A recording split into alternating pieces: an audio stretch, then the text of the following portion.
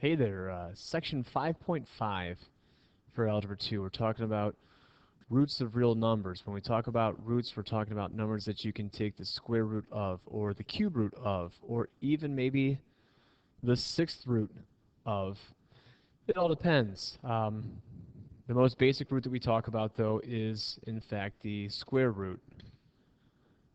So, little definition here, square root. For any real number a and b, if a squared equals b, then a is a square root of b.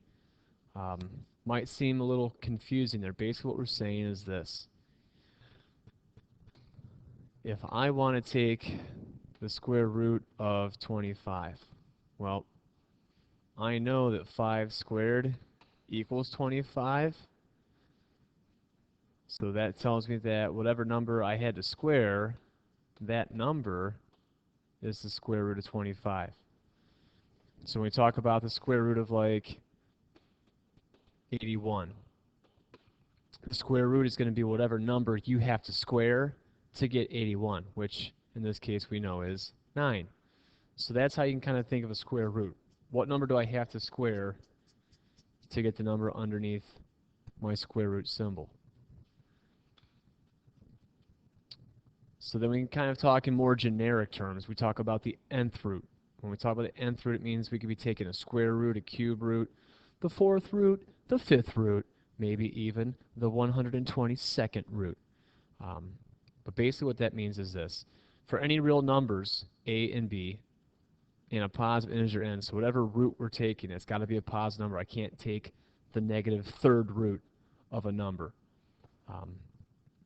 If a to the nth power equals b, then a is the nth root of b. So it just kind of puts things in more of a generic sense for us, saying that, hey, when we're talking about roots, it can be any type of root. Cube root, fourth root, fifth root, etc. And we'll talk more about those as we get into our examples.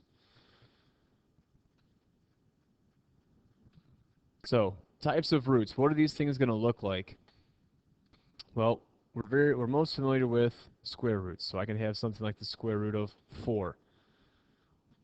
We've talked a little bit about cube roots with our factoring. So if I see a cube root, I'm going to see this little number kind of in that crack, if you will. We call that the index. The index tells you what type of root you're taking on the number. Is it the cube root? Is it the fourth root? Is it the ninth root? And so that index is important because it tells us basically that we're looking for a number to that power. So here when I'm taking the cube root, so what number to the third power will equal 125? The fourth root, what number to the fourth power will give me whatever's underneath that symbol? All right. You can also take roots of variables, and we'll talk about that as we get into our examples as well. But I could take the square root of 25, x squared y to the fourth. So those are all things that you could expect to see when we're talking about square rooting or cube rooting or trying to simplify what we call a radical. All right?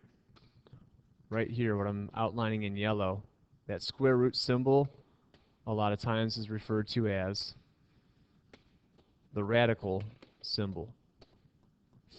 So we've got index, we've got radical. Different words we need to be familiar with. So here, this little box kind of helps us know what type of roots we can expect to see. So you want to take a minute, pause the video, copy that down. All right, so welcome back. Basically, if we're taking an even-powered root, if we're taking a square root, or the fourth root, or maybe even the 10th root of some number or of some variable. B is the number that's going to be underneath your radical symbol. So here we could put B, B, B. All right. If B is a positive number, then we can have a positive root and we can have a negative root, which basically means you can have a positive or negative answer. If the number you're square rooting, or taking the fourth root of, is a negative, for example, if I'm taking the square root of -4, there is no answer. Not yet. We'll learn about that a little bit later. But there is no real root. There's no real number that will be my answer. Okay? We'll talk about if b equals 0 here in a second. If I'm taking an odd root, so for example, if I'm taking the cube root of some number, if my number is positive, then I only get a positive answer. I cannot have a negative answer. If my number is negative, so if I'm taking the cube root of -8, then there's no positive answer, but I can have a negative answer. Here my answer would be -2, because -2 times -2 times -2 gives me -8. And so that works out. So cube roots, fifth roots, seventh roots can have negative answers. And then lastly here, what if b equals 0? What if I'm taking the square root of 0? What if I'm taking the cube root of 0? What's going to happen? Well, not a whole lot, except for the fact that my answer is going to be 0. That is the one and only answer you'll get. So we'll see again how these start to play out as we get into our examples here. We'll take a look at a couple real quick, and we might have to look at some a little bit later on as well. A lot of this stuff, or some of the stuff, you can do in your calculator, and I'll show you how to do that when we get to class tomorrow or the next day, or whatever the next time I'm actually going to see is. So here in example number 1, we're taking the cube root of 64. So basically we're saying, what number cubed equals 64? Well, hopefully from our factoring the last couple of days, you've seen that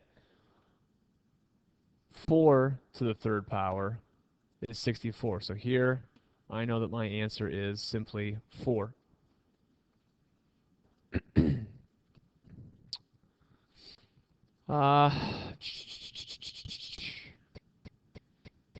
-2 squared. I want to take the square root of that. Couple ways we can go about it. We can square the number first, so I know that -2 squared, that's -2 times -2, so this is really the square root of 4, and the square root of 4 we know is 2. The fifth root of -243, this is something that you would probably look to do in your calculator, so I'm going to hold off on that and show it to you when we actually have a chance to look at our calculators. Variables. When you're taking the root of a variable, this is where that index becomes very important. Okay, this one's pretty simple. You're seeing the cube root of x cubed. Hopefully we would see that the answer is x. All right, if, for example, and we'll probably make this the last example for right now. We'll talk more about these as we get into class. If I've got the square root of 25x to the 5th, the square root of 25 we know is 5.